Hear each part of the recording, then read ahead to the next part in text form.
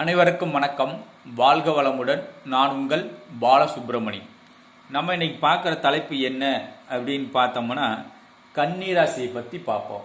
கன்னிராசியில் பிறந்தவர்கள் என்ன செய்யலாம், உங்களுக்கு அதிர்ஷ்டத்தை அதிகரிக்கவும் செல்வ வளம் பெருகவும் என்ன செய்யலாம் அப்படின்னு பார்த்தோம்னா, நீங்கள் கர்ச்சீப் பயன்படுத்துகிறீங்க அப்படின்னா எந்த கலர் கர்ச்சீப் வேணாலும் பயன்படுத்துகிறீங்க.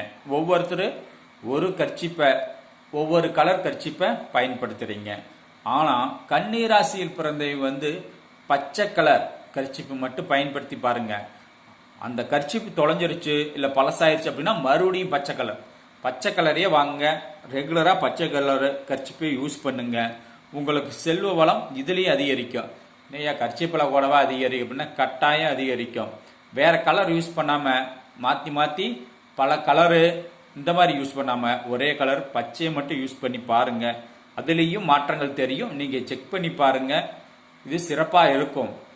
வெற்றி கிடைக்கும், அதிர்ஷ்டம் கிடைக்கும். இதனை பயன்படுத்தி பாருங்கள். வாழ்வில் மிகப்பெரிய வெற்றி அடையலாம். வாழ்க வளமுடன். நன்றி, வணக்கம்.